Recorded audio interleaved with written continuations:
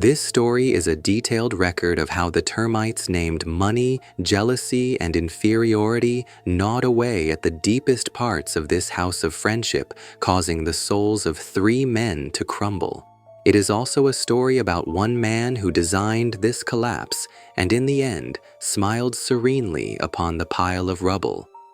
At the center of this incident is Kim Hyun-soo, a man feeling a sense of emptiness atop the success he built himself, and Lee Sang-cheol, his oldest friend, who had to watch that success from up close and lament his own circumstances, and finally, Kang Min-hyuk, a dentist who returned in glory after 20 years and pulled the trigger for this entire tragedy. From this moment, we will trace the process of their house of friendship collapsing floor by floor. Kim Hyun-soo, just past the age of 40, had everything others would envy. A considerably large mart in a bustling downtown area, a comfortable apartment, a beautiful family. It was an achievement built by quite literally grinding himself down since his 20s, sacrificing even his sleeping hours. But strangely, the more the numbers in his bank account grew, the emptier a part of his heart became. Like a cheap meal served on an expensive plate, the exterior of his life was glamorous, but its contents were hollow. What he yearned for on sleepless nights was a time in his past that money couldn't buy. The days of the Eagle brothers, when they had nothing but feared nothing, when the mere sight of each other's shadows would send them into fits of laughter, and at the center of it all was always their leader, Kang Min-hyuk. Then one day, as if by a miracle, news of Min-hyuk arrived. He had become a very famous dentist in Seoul and was returning to their hometown. Hyun-soo's heart fluttered as if he were meeting a long-lost first love. It was the same for Sang-cheol. He lived the most difficult life among the friends, yet he celebrated Min-hyuk's success as if it were his own, counting down the days to their reunion. And finally, the day of the reunion. Appearing at a high-end hotel restaurant, Min-hyuk was a figure far beyond Hyun-soo's wildest expectations. A luxury watch worth tens of thousands, a suit perfectly tailored to his body, and a relaxed smile that overwhelmed people. He was no longer the leader of the back alley kids. He was a predator, enjoying everything from the apex of capitalist society. The initial joy of reunion was fleeting. The atmosphere began to twist in a subtle way. Min-hyuk had no hesitation in displaying his success. "Looks like everyone's having a tough time. I leave my clinic to my associates and go abroad for a month or two to play golf. Oh, Sang-cheol, have you ever flown business class? You can literally lie down. The taste of champagne up there, you can't even imagine it." His words were all the more cruel for their lack of malice. He truly meant them out of concern for his friends, but those words became sharp shards of glass, scratching at the pride of Sang-cheol and Hyun-soo. Sang-cheol in particular was smiling, but his eyes were slowly dying. The friend he once tried to give an extra piece of gum to had now become a being he couldn't dare to look up to, and he was being pitied. The human brain experiences extreme stress during the process of social comparison. The closer the relationship and the greater the perceived gap, the more that pain is amplified. At that moment, warning bells at a life-threatening level were ringing inside Sang-cheol's brain. An inferiority complex is like a silent assassin. It approaches without a sound and plunges a knife named hatred into the deepest part of the soul. That night, Hyun-soo tried to console Sang-cheol, but he could sense that a small crack had already formed in his heart. The river created by 20 years of time was far deeper and wider than he had thought. The crack widened faster than expected. A few days later, Min-hyuk called Hyun-soo to meet separately and, under the guise of advice for success, urged him to cut ties with Sang-cheol. "Hyun-soo, if you want to succeed, you need to sort out your relationships. Guys like Sang-cheol, how do they help your life? He's destined to live like that forever.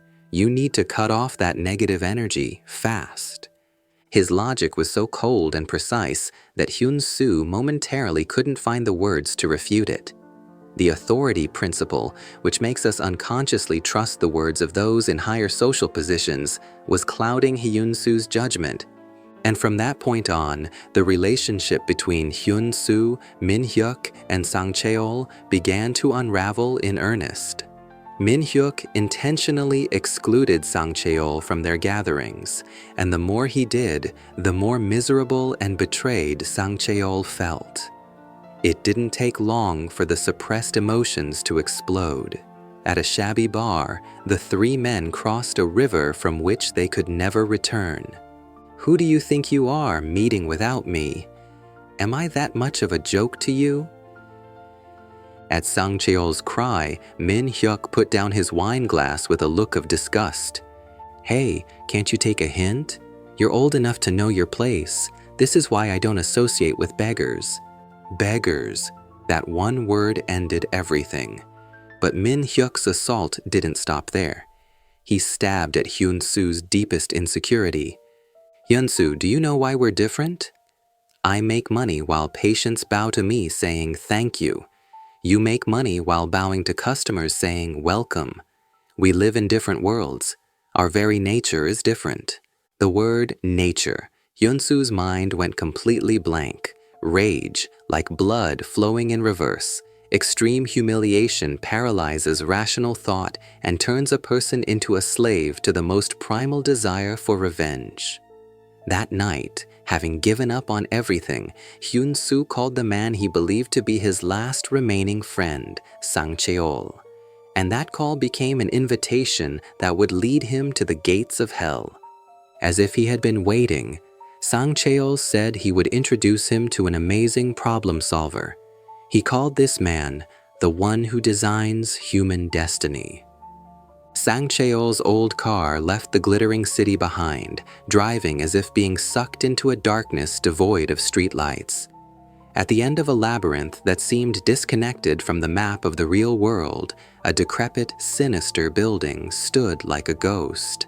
When they opened the unmarked door, a mixture of scents, of dozens of stopped clocks, musty medicinal herbs, and old paper assaulted their nostrils.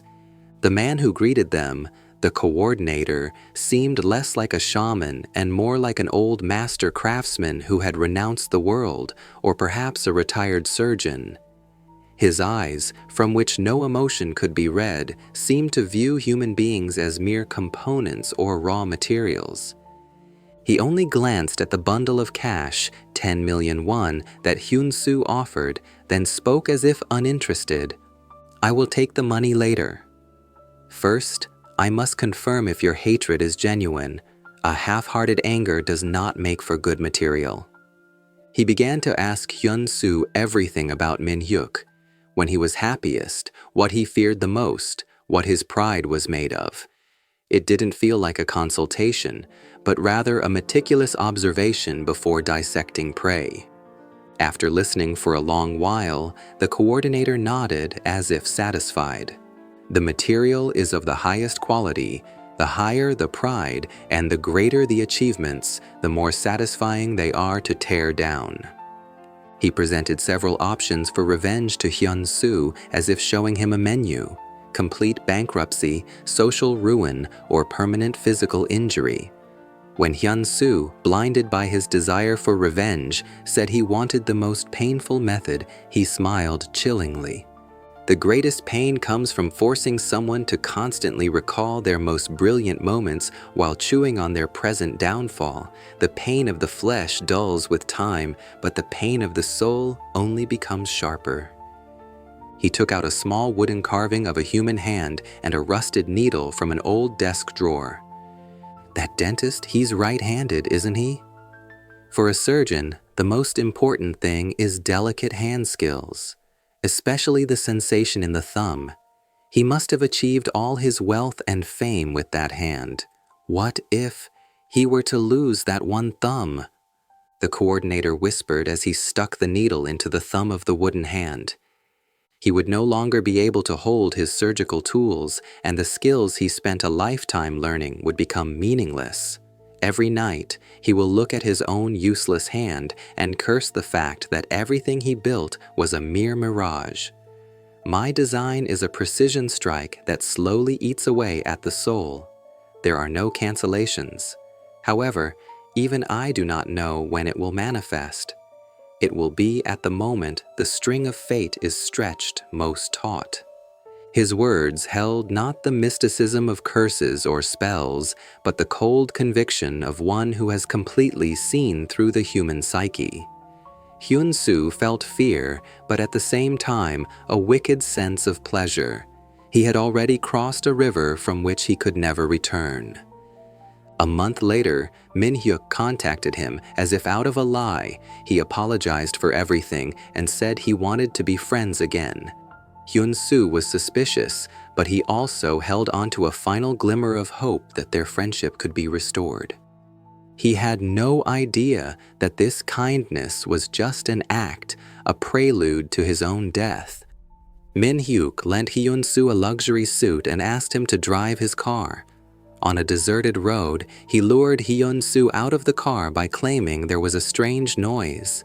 The moment Hyun-soo leaned over to look at the engine, Min-hyuk grabbed his necktie from behind and shoved it straight into the spinning engine belt. A sudden pressure, and then everything went black. Luckily, he was discovered by a passing car, and his life was saved, but he woke up in a hospital with the horrific memory of being nearly murdered by a demon wearing his friend's face. In agony and betrayal, he called Min-hyuk and screamed, only for an even more shocking truth to come from the other end of the line. "You're the one who ordered him to smash my fingers. That coordinator bastard Sang-chil took me to him too. He told me you were trying to kill me, so I made the first move, you son of a bitch." Here was the truth. Sang-chil had gone between the two friends, fanning the flames of their hatred for each other, and had commissioned two separate designs from the coordinator, taking a commission and disappearing. The man who had been a supporting actor his entire life on the stage of friendship had completed his own scenario by dragging both lead actors off the stage. Blinded by rage, Hyun-soo stormed to the coordinator's place. Yet even as Hyun-soo threatened to kill him, the coordinator remained completely unfazed. He explained, as if presenting a thesis, how Sang-cheol's inferiority complex became the engine for the destruction of their friendship. There is no subject of observation more fascinating than a human being, especially a human consumed by an inferiority complex. They feel the greatest ecstasy in destroying what they cannot have. Your friend Sang-cheol, by sacrificing your friendship, became the protagonist for the first time in his life. I merely wrote him the most efficient script. The words that came out of his mouth were the whispers of the devil himself. He was not a shaman who cast curses. He was a consultant who fed on the ugliest desires of humankind. After that day, Sang-cheol vanished. Hyun-soo cut off all human contact and lived like a ghost among the living. Min-hyuk was investigated by the police for the attempted murder but was released due to insufficient evidence. His reputation, however, hit rock bottom. The friendship of the three men ended in the worst possible way. The incident seemed to be over, but about a year later, the coordinator's design was finally completed. Min-hyuk lost his right thumb in a freak accident. The coordinator's voice, whispering as he stuck the needle into the doll's hand, echoed in Hyun-soo's mind. There are no cancellations. Whether it was another of the coordinator's executions or a terribly cruel coincidence, no one knows. But Hyun-soo, upon hearing the news, was doomed to live the rest of his life tortured by that question. It is said that these coordinators of darkness have their own strict, unwritten rules.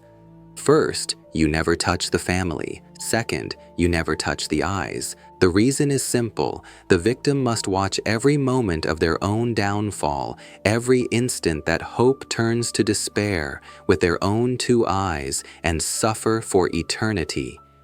Everyone, take a look around you right now. Behind the smile of that friend who sincerely congratulates you on your success, what thoughts are truly hiding? Human jealousy is in the realm of the most primal emotions, something that cannot be explained by logic or reason, and that emotion can, at any moment, turn your closest friend into a client who will commission the ruin of your life. Tonight, why don't you give your best friend a call? In their voice, what do you think you will hear?